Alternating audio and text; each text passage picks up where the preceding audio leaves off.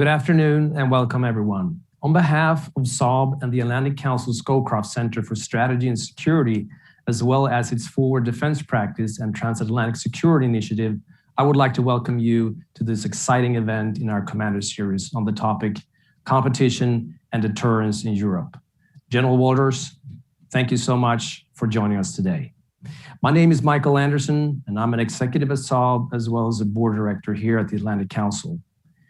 When Saab and the Atlantic Council first launched the Commander Series in 2009, our vision was to establish a flagship speakers forum for senior military and defense leaders to discuss the most important security challenges, both now and in the future.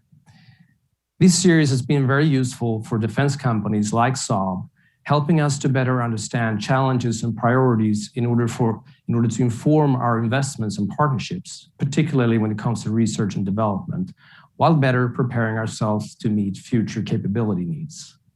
Today's event is the second installment of the Commander Series in 2021. Just under a month ago, we hosted two guests, the Acting Secretary of the Army and the Chief of Staff of the Army. This afternoon, we're delighted to host a guest who holds two very important positions as both Commander of the US-European Command and NATO's Supreme Allied Commander Europe, General Tod Wolters. Wearing these two hats, General Wolters is well positioned to discuss the future challenges and opportunities for both the United States and its transatlantic partners in the European theater. And he is at a great venue to do so, as the Atlantic Council is the premier think tank on transatlantic affairs. General Wolters, thank you again for spending time with us today. I am looking forward to hearing your insights over the course of the next hour. With that, it is my pleasure to introduce General Jim Jones, who will make a couple of announcements and further introduce our esteemed guests. General Jones currently serves as Executive Chairman Emeritus of the Atlantic Council and is the founder of the Jones Group International, a leading organization on national security and foreign policy. Under President Obama, General Jones served as National Security Advisor to the President. And most pertinent to today's conversation, General Jones formerly held the same responsibilities as General Wolters does today, serving as Commander of USEUCOM and SACEUR from 2003 to 2006. General Jones, I'm honored that you could join us today. Over to you. Thank you very much, Mike, and for that introduction and for Saab's generous and long-standing support for the Scowcroft Center and its Forward Defense Practices Commander Series. It's been a privilege to hear from the many senior defense and military leaders you've mentioned over the years. On behalf of the Atlantic Council, I want to echo a warm welcome to our distinguished speaker and the large online audience we have with us here today. We're joined by an individual that I'm fortunate enough to consider to be a dear friend, the Commander of the US-European Command and NATO Supreme Allied Commander Europe, General Tod Wolters. Tod, thanks very much for joining us today, and we certainly look forward to hearing from your insights. Here at the Atlantic Council, our Scowcroft Center for Strategy and Security works to develop sustainable, nonpartisan strategies to address the most important security strategies facing the United States and its allies and partners.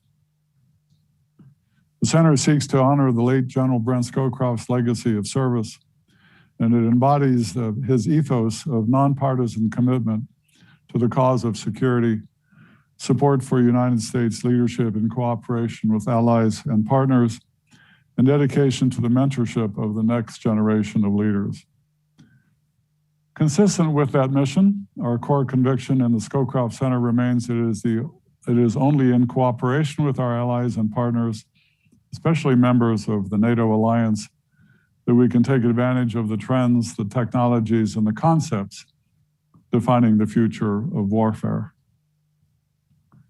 As a former Supreme Allied Commander of Europe, I've had to deal with many perplexing threats to the transatlantic community. But in my opinion, the challenges of the past somewhat pale in comparison to those of the present and the future.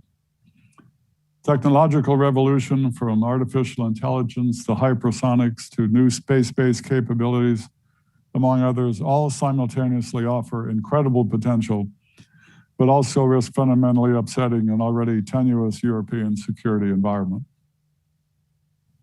I'd of course be remiss if I did not mention the exceptional 30-year U.S. space strategy recently published by the Scowcroft Center and its forward defense practice and authored by our moderator, Clementine Starling, and others. That calls for us to secure space and leverage the transatlantic alliance in so doing. And perhaps the most pressing challenge of our time is our strategic competition with countries like Russia and China, which is playing out every day in Europe in the information, economic, and cyber arenas. So General Wolters, we all look forward to hearing your concrete plans for all of these issues over the next hour. Our allies and partners in NATO will be essential to navigating these challenges and the many others we face. And so in advance of next week's NATO Summit, where allies will discuss many of these issues as part of our transatlantic security initiative's effort to set the stage for the summit, it's my pleasure to welcome General Tod D. Wolters. As commander of USEUCOM and NATO's Supreme Allied Commander Europe, General Wolters wears two very important hats, as Mike previously mentioned. As commander of EUCOM, he's responsible for implementing U.S. defense policy in a vast area of focus that spans across Europe to portions of Asia and the Middle East and to the Arctic and Atlantic Oceans. As Supreme Allied Commander Europe, General Wolters has the distinct pleasure of leading the military operations of the NATO alliance, a challenging but incredibly important and remarkably rewarding job. A career fighter pilot, General Wolters has fought in operations Desert Storm, Southern Watch, Iraqi Freedom, and Enduring Freedom. General Wolters, we deeply understand the critical role you play, and I thank you for your service. To moderate the conversation, I'm also pleased to introduce Ms. Clementine Starling, who also wears two hats with the Scowcroft Center. Clementine serves as Deputy Director for Forward Defense and as a resident fellow with the Transatlantic Security Initiative, working at the nexus of defense policy and European security. Before I turn it over to General Wolters for his keynote remarks, I'd like to remind everyone that this event is public and on the record. We encourage our audience to direct any questions to the General by using the Zoom Q&A tab, which you can find at the bottom of your screen. Be sure to identify yourself and your affiliation in your questions. We'll be collecting them throughout the event, and Clementine will pose some to our guests at the end. We also encourage you to join on Twitter by following the @ACS Scowcroft and using the hashtags #ForwardDefense and #StrongerWithAllies. So thank you all for joining the Atlantic Council for what I know will be a captivating conversation. And General Wolters, without further ado, over to you and Clementine. Jim, thanks so much for that kind introduction, and it's good to be here with Ms. Starling. Our thanks to the Scowcroft Center, the Atlantic Council, and SAB for putting this together. On behalf of the dedicated men and women sustaining peace across the Euro-Atlantic region, it's an honor to discuss how USEUCOM and NATO continue to evolve our approaches to competition, crisis, and conflict.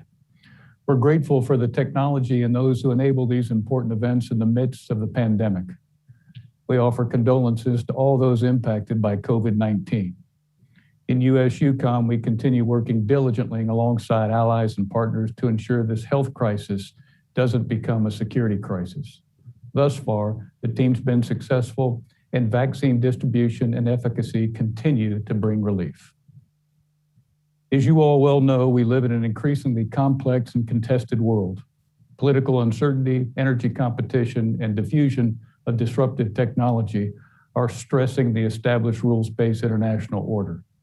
Threats and challengers seek to take advantage of these conditions through aggressive action using all instruments of national power, and unfortunately, they're backed by increasingly capable military forces. Adversaries amplify these malign activities and foster instability with disinformation and challenge our freedom of movement.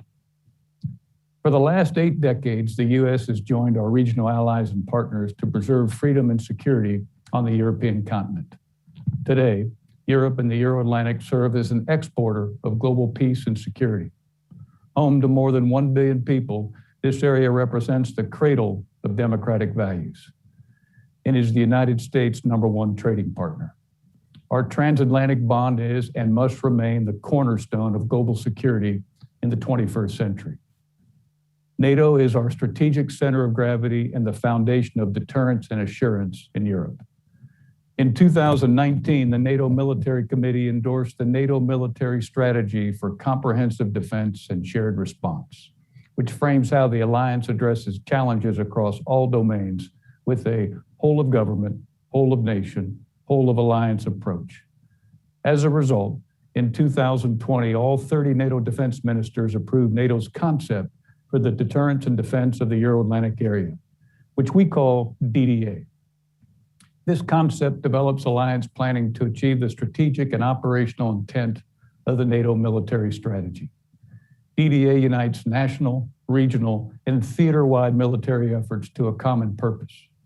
It provides nations with a framework to align respective national military deterrence activities in peacetime, and if directed, defend in crisis and conflict.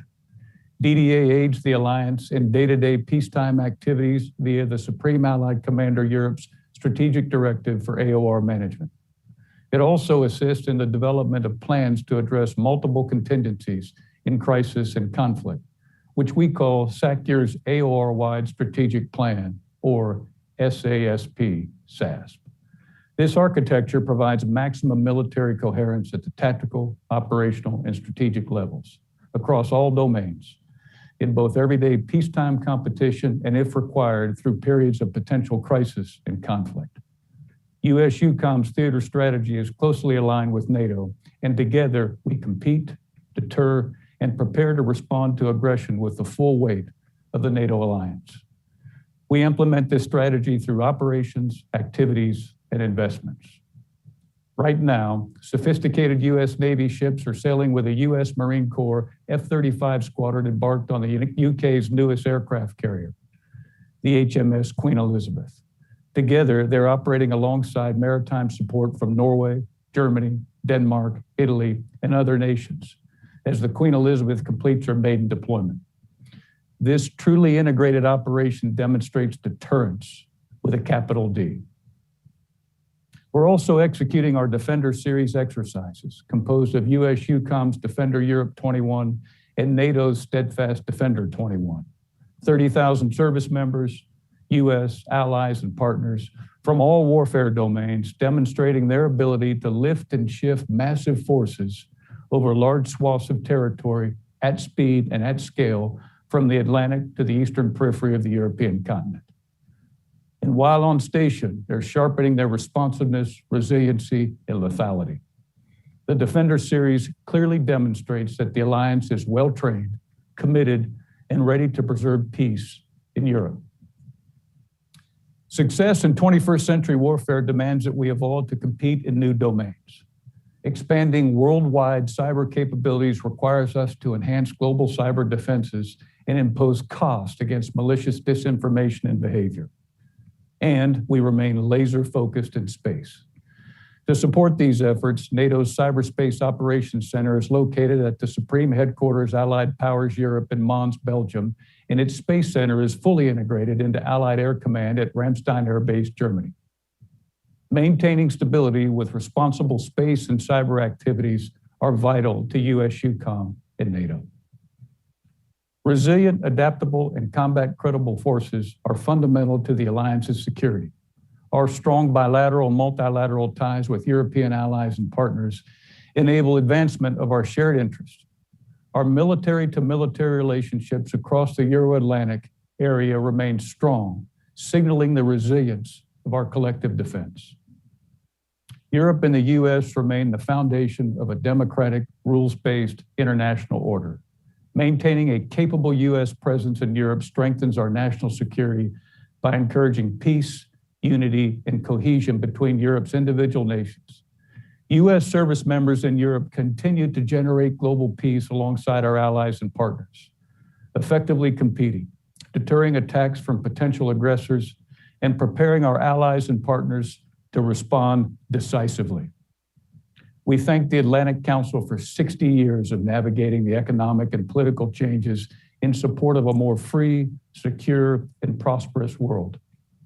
USEUCOM soldiers, sailors, airmen, Marines, Coast Guardsmen, and Guardians embrace this era of strategic competition, and together with our allies and partners, are committed to defending the homeland forward and preserving peace for the 1 billion people living in the Euro-Atlantic region.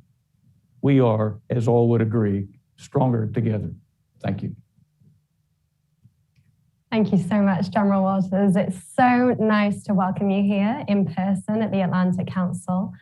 We've adapted because of COVID, so we don't have an audience in person today, but I'm delighted to welcome our audience at home. And I'd really encourage everybody to submit their questions via Zoom, and we will try to get to as many as possible. But you mentioned in your opening remarks COVID, and I want to start there. In what ways has the pandemic shaped EUCOM and NATO operations? In what ways have you adapted to this new environment? Well, Ms. Starling, that's a great question. And one of the subtleties of COVID is the fact that it served as a forcing function for strategic transparency and alignment. And as we're all familiar with, COVID has presented itself in unique phases. And I typically categorize COVID in the initial phase of PPE supply, the second phase being that of comprehensive testing, and this final phase, we hope, of the implementation of appropriate vaccination. And nations in the European continent and continents across oceans have been more than willing to share tactics, techniques, and procedures in equipping, in testing, and certainly in the implementation of vaccinations. And all of that conversation that occurs at the strategic level to improve the placing of PPE and the implementation of testing and what we've had to do for vaccinations has actually forced the nations to be closer. And from a military perspective, we've discovered unique ways that US-DOD and the militaries that represent the 30 nations of the alliance have been able to support other nations. So at the end of the day, vigilance remains high. We still have a long ways to go, but at the core, this pandemic has not morphed into a security crisis because nations have been willing to work very, very hard at strategic transparency and alignment. The second part of your question, Ms. Starling, has to do with in the military dimension, what did we actually do with our fielded forces to make sure that we had the appropriate reserve to execute? And we took a look at the population that existed for our military members in the headquarters and in the field. And we made sure that we took a look at the applicable operations, activities, and investments and prioritize which ones as the most important, from most important to lesser important, and ensured that it applied to the conditions that existed in the space at the time. And we applied the appropriate reductions without ever having to be in a position to where if there was a needed deterrence event that must occur, we were always able to be enough ahead of the target to be able to continue to effectively deter on continent. And I'm very, very proud of our subordinate commanders for their management of their headquarters, their management of their forces to ensure that we could continue to effectively deter. Okay. So you speak of deterrence, and in your remarks, you mentioned the strategic competition that both the US and NATO allies face with China and Russia. And Secretary Austin recently called for a new approach of integrated deterrence, really acknowledging that we're facing competition in multiple domains, from conventional to hybrid. So how are allies ensuring that instability doesn't gain a foothold in the Euro-Atlantic region, especially in areas susceptible to malign influence and emerging hybrid threats? Well, Ms. Starling, we apply what the NATO military strategy is titled. It's Comprehensive Defense and Shared Response. And an explanation of that title kind of helps us steer to what we do to be effective. And it is, what must we accomplish in air, land, sea, space, and cyber? What must we do, whole of government, whole of nation, whole of alliance? What must we do at the tactical level, the operational level, and the strategic level? What must we do from a NATO perspective inside of our area of responsibility and outside of our area of responsibility? And all that should be connected all the way across the Atlantic Ocean with activities in the United States and Canada, and certainly all the way across the Pacific Ocean with activities that take place in the Indo-Pacific and China. And Secretary Austin's integrated defense coincides with everything that I just talked about. And he is very, very keen to point out to his U.S. geographic combatant commanders to make sure that we understand we must operate in all domains. And we must operate at the tactical, operational, and strategic level. And we must be prepared to take care of deterrence inside of our area of responsibility and also take into account potential second and third order effects that we enact upon inside of our area of responsibility that could play havoc on another region outside of our area of responsibility. And his U.S. geographic combatant commanders are joined at the hip to make sure that every one of the operations and activities and investments that I commit to that potentially has an impact, for example, on U.S. CENTCOM in the Middle East, I bear the responsibility to ensure that I pre-coordinated with the CENTCOM commander so that when the action takes place, we haven't unnecessarily crippled future deterrence either in Europe or the Middle East. And I think we're continuing to improve in this area. We're making very good gains. For most of our military careers, all of us have considered ourselves all domain warriors, but we continue to prove to ourselves that we still have a long ways to go. It's always about air, land, sea, space, and cyber, as well as the information domain, and always coordinating outside of your responsibility to make sure that from a global perspective, we are executing integrated deterrence. That's great to hear. Where does the line blur between deterrence and competition, and how is UCOM what approach is UCOM taking to compete on a more routine basis without inadvertently tipping the scales over to conflict? Yeah, Ms. Starling, that line that exists between deterrence and competition. Well, you could probably ask 1,000 people and get 1,000 different responses, but you are so correct. It is very, very blurred. The first thing that I want to mention is that what we do in deterrence impacts how well we compete. And we are very, very satisfied in generating peace in the European continent. And if we can keep what we are doing at the military level in the areas of competition and deterrence, we're very happy with that. And as this audience well knows, what happens are potential foes against us have a tendency in this area of competition and deterrence or the gray zone or activities just to the left of kinetic conflict, all pretty closely related, that they have a tendency to not tell the truth. And they can get away with doing so, but we in NATO, we in the United States support our democratic values, and we must tell the truth. So we've learned that in this competition phase, in order to stay to the left of crisis, that we have to apply the same rigor and architecture that we've previously applied in the areas of crisis and conflict. In military jargon, we typically refer to the competition phase as phase one, and we typically refer to the crisis phase as phase two, and we typically refer to the conflict phase as phase three. And the seams that exist between those phases and those phrases is all very, very blurred.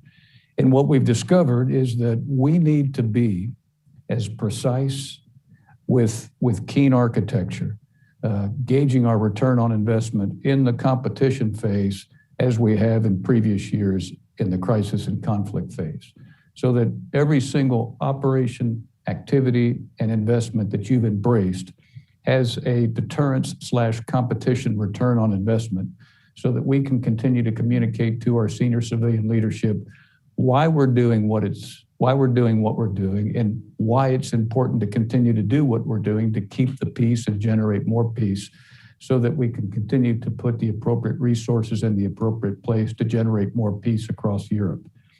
And my sense is we're making great improvements with this. In NATO and in SHAPE, which I command, we've constructed, as I mentioned in my opening comments, a NATO military strategy. We then constructed a concept for the deterrence and defense of the Euro-Atlantic area. We're now in the process of constructing a SACEUR AOR-wide strategic plan that unites what NATO headquarters does, what SHAPE does, my forces, and what the nations do. And once all those plans are solidified below the strategic plan to the regional plans to the domain plans, we'll be in a much better position to take a look at where we are and where we're going in the future and go back to the nations and have a more coherent conversation about future military requirements that adequately allow us to win in competition and do what needs to be done to continue to secure the peace in Europe. And I'm super excited about the gains that we're making. I'm super excited about the cooperation from NATO headquarters and the cooperation from the nations. And nations are beginning to really understand the importance of discipline and rigor and precision in this gray zone area or this competition area or this deterrence area. But all the activities to the left of crisis, we're getting much better at to make sure that we can continue to generate peace. You just shared a little bit about the DDA, which is really great to hear more about. And next week, obviously, is the NATO Summit, and the NATO Secretary General, who we actually hosted here on Monday at the Atlantic Council, he will bring his NATO 2030 concept to the summit. Can you speak to how the DDA fits into the NATO 2030 concept and how those in concert with each other are helping NATO deter and defend in this era of strategic competition? I would say that the DDA fits hand in glove with the NATO 2030 initiative. Secretary General Stoltenberg is keen to point out that NATO needs to be politically stronger and military stronger in the future. And everything that we are doing for the concept for the deterrence and defense of the Euro-Atlantic area is trying to improve our strategic transparency and alignment in our military activities to better work alongside political activities and informational activities and economic activities in the European continent to generate more peace.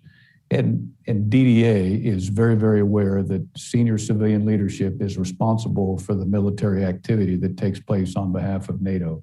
And having our politically aligned perfectly with our military is a goal that all of us, through the duration of all of our careers, have always sought after.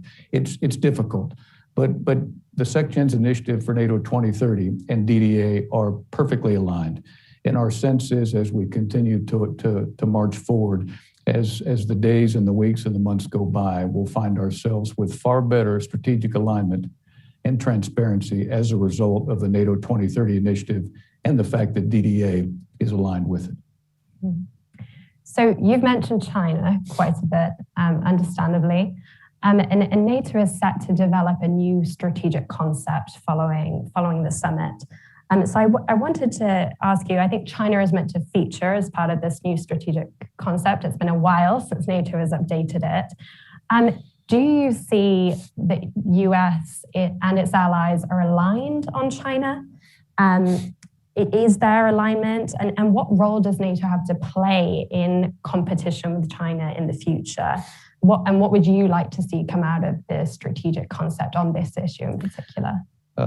Great question, and I know the Secretary General made some keen remarks on this several days ago. The first thing I would relay is that the concept for the deterrence and defense of the Euro-Atlantic area talks about what we do as a NATO military in all domains from a whole of government, whole of nation, whole of alliance perspective, inside of our area of responsibility and outside of our area of responsibility. And many times when we get outside of our area of responsibility, we happen to go one place very, very fast, and that's China. As a result of the activities that we continue to see in the European continent, as a result of economic investments in seaports, aerial pods, and 5G activity. And our goal is to make sure that the NATO equipment and the NATO force elements of the future are safe and secure and interoperable.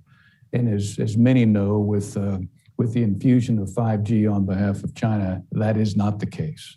and I think our campaign inside of NATO to discuss with nations some of the challenges that they may face with respect to steering towards China with support for 5G, with regards to the campaign momentum in getting nations to understand the right place to go versus the wrong place to go.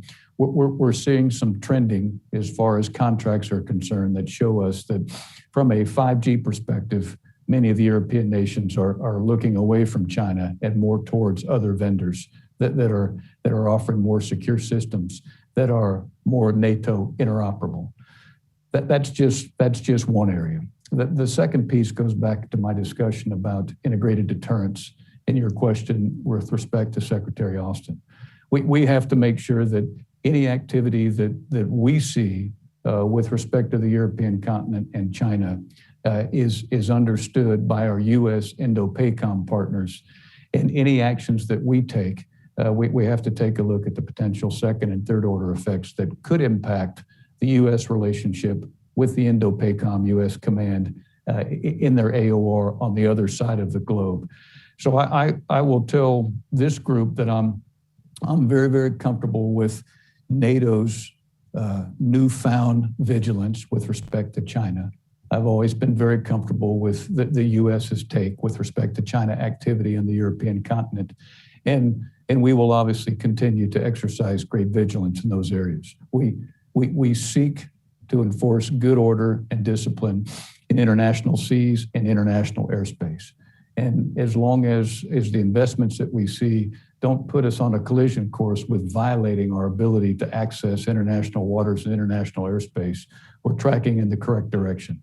And with this renewed NATO interest with respect to activities that take place in China, I believe we're on the right track.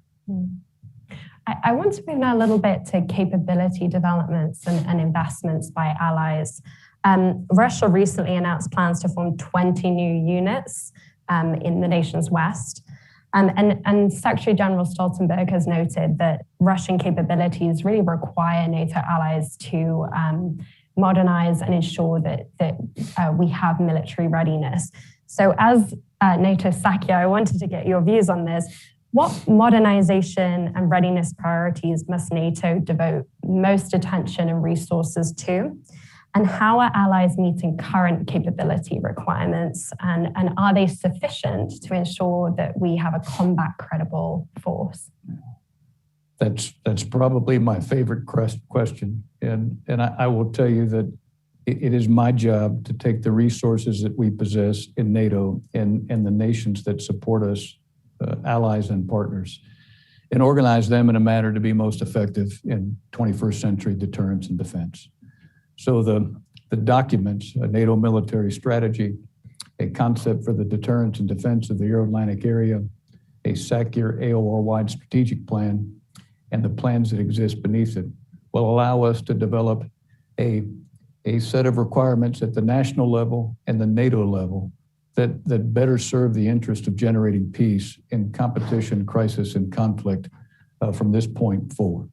And having an opportunity to be able to go to nations and have deep, precise discussions about future capabilities and what conditions that we need to set in the environment to more effectively deter and defend is exactly the path that we're on, and one that is so beneficial in this particular area.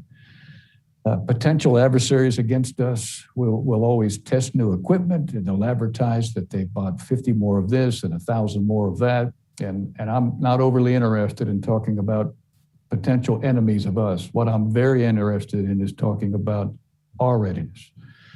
And I would be a lousy commander if I ever sat here and told you that our posture is perfect and our speed is perfect. It's not. And it starts with speed and posture. We have to have the right force elements, and they have to be prepared to take the first punch, and they have to be aligned appropriately with activities that best serve crisis, competition, and conflict. And the three large salvos that we focus on from a NATO military perspective are: what do we have in indications and warnings? What do we have in command and control? And how is our mission command? And for indications and warnings, we have to make sure that we can continue to see the environment to be in a position to take the first credible action. And That involves hardware, software, positioning of forces, deciding where it is you want to look and when, and realizing that you'll never have enough hardware and software to have the kind of indications and warnings umbrella that gives you perfect returns on the environment. But you have to improve every single day in indications and warnings if you want to effectively deter. The second piece of this is command and control. How quickly can you see something and communicate it to a force? And how quickly can that force take action and communicate it back to the headquarters so that we can understand what the next step is?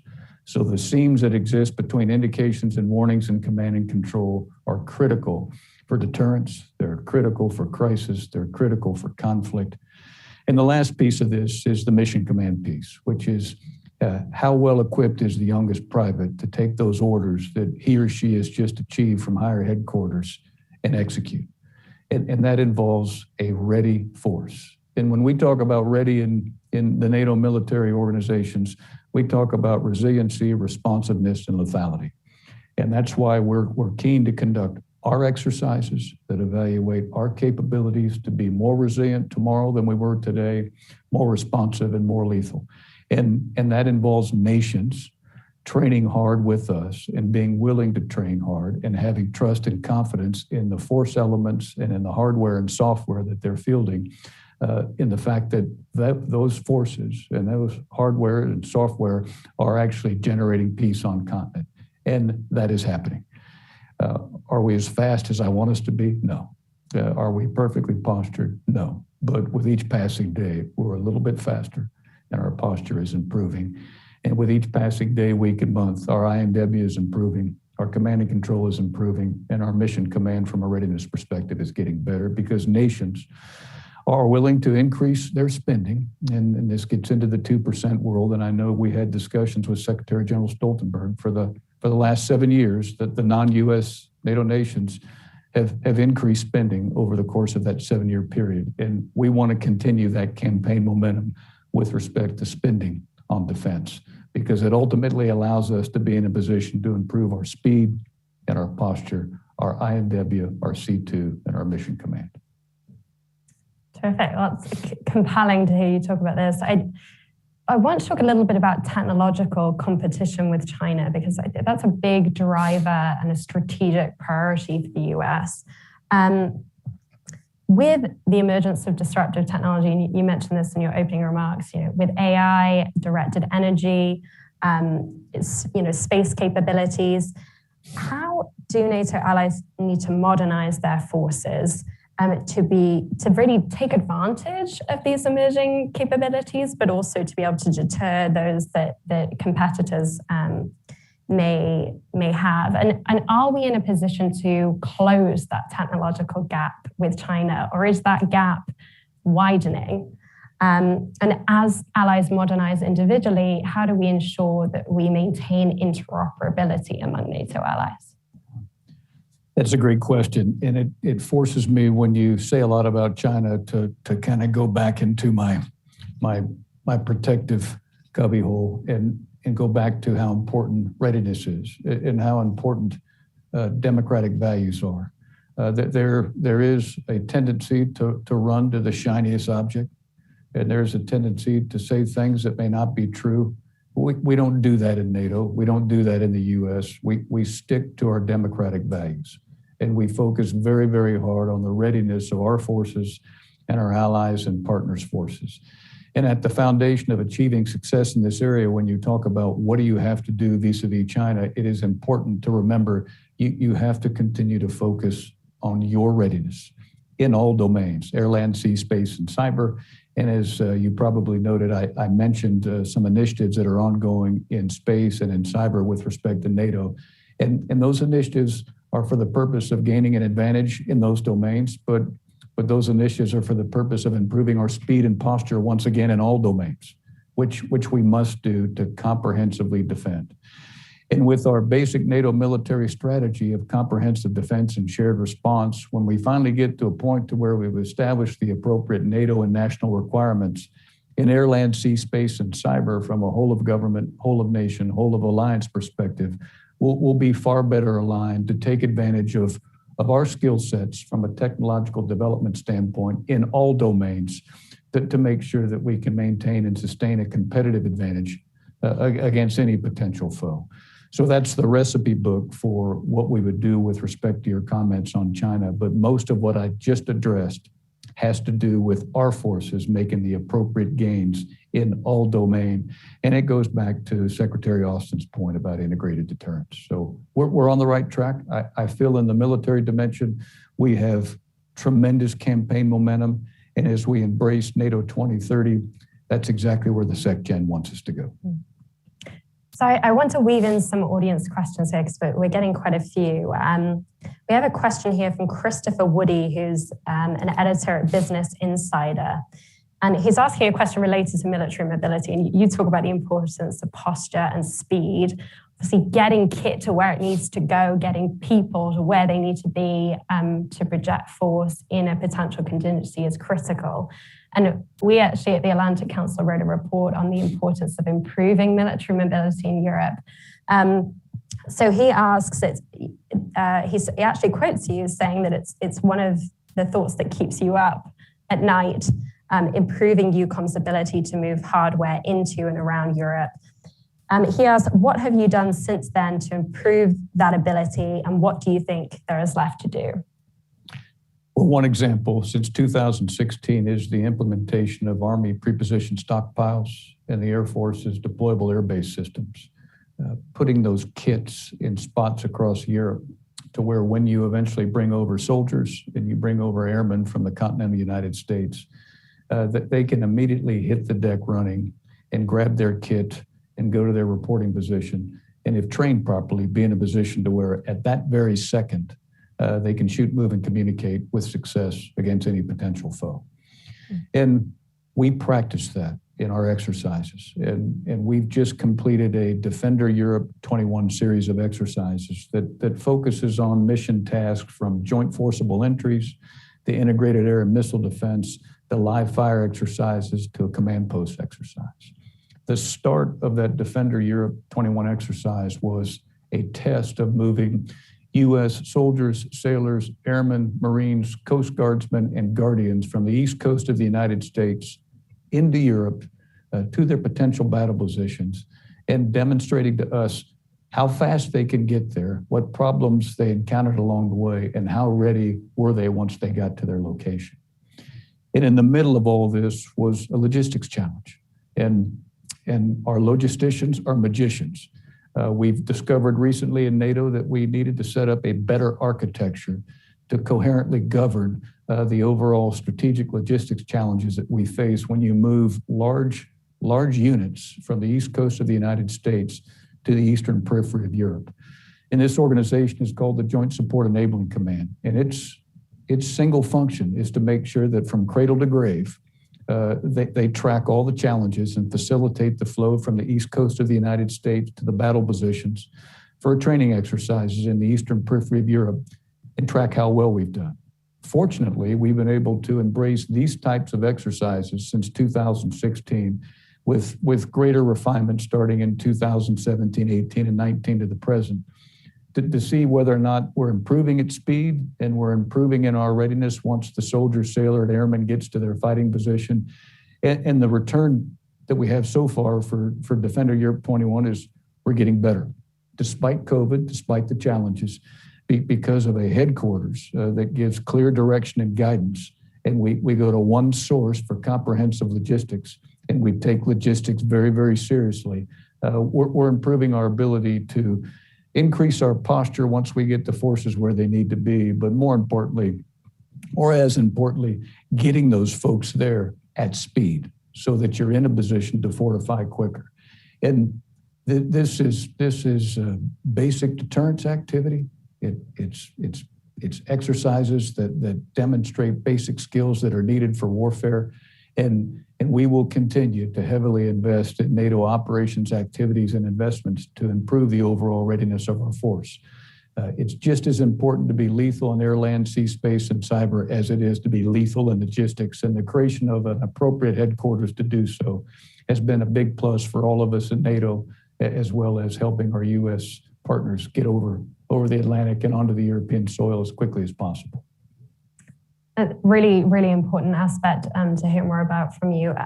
We have another question here from Frank Wolf, who's an Air Force reporter at Defense Daily. He asked, how do you see the role of air power evolving in the European theatre? And what thoughts do you have on future air power needs, including the part played by the US Next Generation Air Dominance family of systems and the European Future Combat Air Systems? Well, the first thing I'll mention is the Next Generation Air Dominance I'll just refer to as 6th generation.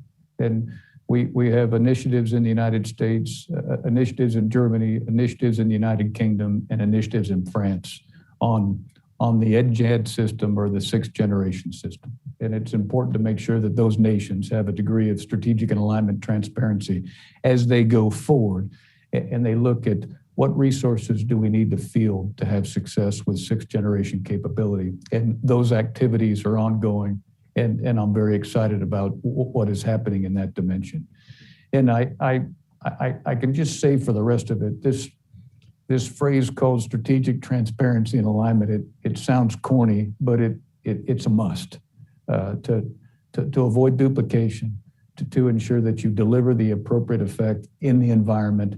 And I believe that the transparency and alignment that is taking place today at the strategic, operational, and tactical levels are as sound as they ever have been. And I would just say for the totality of this subject, it's imperative that we go in that direction.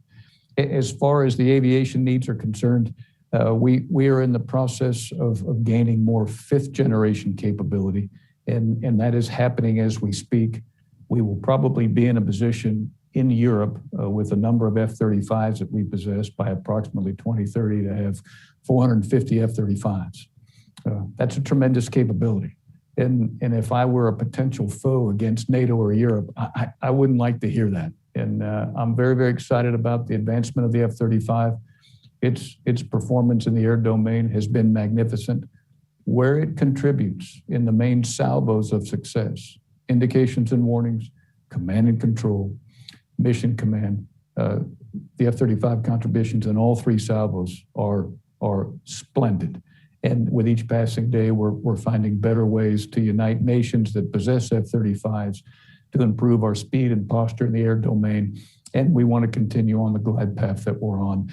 And I'm firmly convinced with the strategic transparency and alignment that is taking place with the next generation air defense system and with future combat aviation systems and with the advances that we're making in F-35 5th generation activity and the alignment and transparency that nations are giving to each other to share ideas and thoughts about how to better employ the F-35, we're traversing in the right direction. I'm very pleased.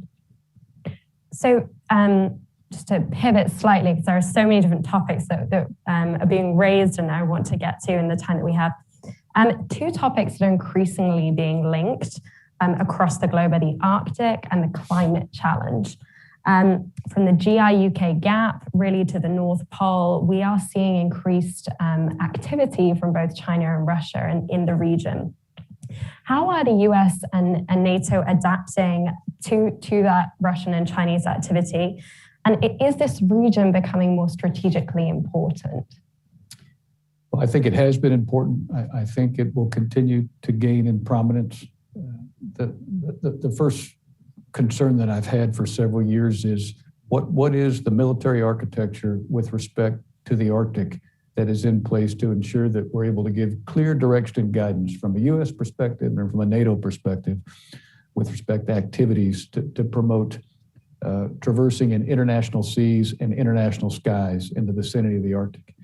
And we've made significant improvements. As you know, there's an Arctic Council, and as you know, with the DDA and the NATO military strategy and the SACEUR AOR-wide strategic plan, all 3 of those documents address the Arctic for comprehensive defense and shared response. And they have annexes that take us to a point to where we take into account some of the adjudications that we'll have to make from a climate change. From a US perspective, all of the US military services have actually produced plans for the Arctic, which is a significant improvement from 2019 to the present. And US DoD has also produced a plan We've established executive agency in the DoD military chain and above, so we're able to give out clear direction and guidance and superimpose an architecture on top of the Arctic to make sure that we improve in those three salvos that I talked about before. And we're going to have to make sure that in the future, our INW gets better, our C2 improves, and our mission command improves. And that means you have to conduct operations, activities, and investments in the Arctic in all domains with as many players as you can possibly get that can contribute, analyze what took place, and look for after-action reports to find ways to get better in the future. And that is actually taking place with many of the services in NATO and in the U.S. Bearing down on some of the exercises that we have in the vicinity of Norway. And I'm also pleased to report, because of the renewed architecture and the renewed plans that exist in the Arctic, many of the NATO nations are leading bilats and multilats with other nations to make sure that they can tackle some of the problems that they're seeing. As we mentioned the Arctic, the goal is to take a look at the increased activity and make sure that from a commerce and military perspective, we are protecting the rights of citizens for safe passage from an international waters and international airspace perspective. And when those rights are infringed upon by Russia and China, we have to make sure that there's a understandable presence that exists in the Arctic that allows us to tell potential foes against us that this is a deterrence activity to make sure that we can have free speech, if you will, in the Arctic community. And what we'll probably see as ice continues to melt and commercial activities continues to grow, the amount of operations, activities, and investments in the future will continue to grow. And as we talk about melting ice, we have to be smart about where we're going from climate change. And as a military commander in 2021, my first concern when somebody talks about climate change has to do with individuals having to move from one location to the other as a result of changing weather patterns. So that culminates in the migrant activity that brings with it potential trouble if the vigilance isn't correct with respect to the movement. So we have to anticipate where that occurs. We have to make sure that we continue to respect our democratic values, and we have to make sure that in international airspace and waters, people are afforded the opportunity for safe passage. So those will all be challenges that we have to face in the future. And the last part of climate change has to do with melting ice, if you will, and growing height of seawaters. And that's a reality. I think most of us have read studies that by 2075 and 2100, we'll be in a position to where sea levels will rise to a certain degree that impacts the current seawalls that exist at NATO military bases that serve also as ports. And when we're in a position to where somebody tells me in 2075 that the increase in the sea level will be up 3 feet and the seawall that exists at base X with port Y is only 2.5 feet, we don't want to wait till 2050 to try to solve that problem. So we are getting at those problems with the implementation of coherent plans.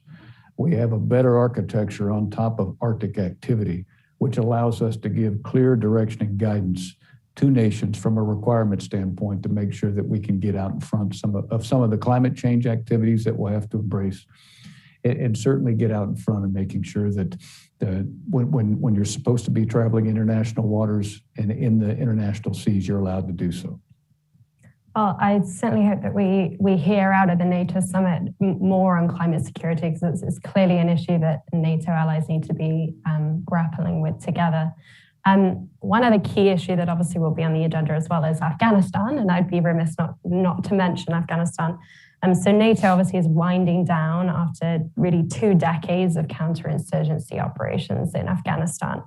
And as outlined in the NATO 2030 agenda, is refocusing on global competition. How are US and NATO forces going to integrate the experience and lessons learned from Afghanistan into this shift towards great power competition? And are there perhaps applicable lessons from irregular warfare, warfighting, to some of those hybrid warfare elements that you've discussed and raised in the strategic competition we face today? Well, thanks. I know the Secretary General spoke to this very same issue. And as he stated, and as has been the case for the last 48 hours, we're about 50% complete with the retrograde. And as Secretary General Stoltenberg stated, we will continue to have a diplomatic mission that represents NATO with respect to the officer of the senior civilian coordinator to make sure that we can continue to provide support for funding for what takes place in Afghanistan. And as Secretary General Stoltenberg said, for the last several decades in Afghanistan, we've been able to thwart external ops planners in Afghanistan from committing terrorist activity from Afghanistan to our soils in Europe and our soil in the United States. And that in itself is a plus. We are still going to find ways to work with Afghanistan from a NATO perspective. And we're in the process of looking at out-of-country special forces training in certain locations to bring NATO special forces activities out of Afghanistan into a remote location, probably somewhere in Europe, to improve their tactics, techniques, and procedures in what we do from a soft perspective to make sure that they have the best readiness possible. And those education activities that would occur most likely on European soil will be managed and worked with by the OSCR, the Senior Civilian Coordinator that represents NATO in Afghanistan. And we're also going to work very, very hard with the multiple contracts that exist at HKIA Airport. If we do have some NATO nations that elect to remain and work those conditions at HKIA Airport, we will work civilian contracts and make sure that we can continue to provide support to the Afghans via that methodology. So a lot of work ahead of us. There are still some unknowns out there. The key element of all this is for 2 decades, we didn't have a plot that occurred in Afghanistan that culminated in a terrorist activity in Europe and the US. We want to continue with that track record. And so our support from out of country and the support that US CENTCOM in the United States will continue to apply with respect to over the horizon activity will be geared towards that very issue. And we're still working out many of the details, but as of this moment, the retrograde is well coordinated, well synchronized, very orderly, and we're pleased with what's taking place so far. So we probably have time for one more question, and I want to kind of lace in one question we received from the audience with the final one. So the Department of Defense is currently undergoing its global force posture review. So if you don't mind, I'd like to ask your thoughts on whether you anticipate any changes to force deployments in Europe. And if so, how will that affect planning or operations in UCOM's area of responsibility? And a question that we received from Leah Schuneman in the audience is talking about host nation support and investments that we're seeing from allies like the Baltic states. And she asked what further H&S investments and capabilities are needed to enhance deterrence when hosting our forces. So if you could talk a little bit about posture and the kind of force arrangement that you think we might see in Europe in the future, that would be really interesting. It's a great question, and I have to giggle because every one of the U.S. geographic commanders is hoping that the global posture review concludes that their area needs all the resources. That's probably not going to happen, and whatever decision is made by Secretary Austin, we'll embrace it as if it's our decision and move out. We are preparing for change. Don't know if it's going to be additive or we'll lose resources. I know what it will do. It will take into account integrated deterrence. It'll take into account not just what takes place in Europe, but the Middle East, Indo-Pacific,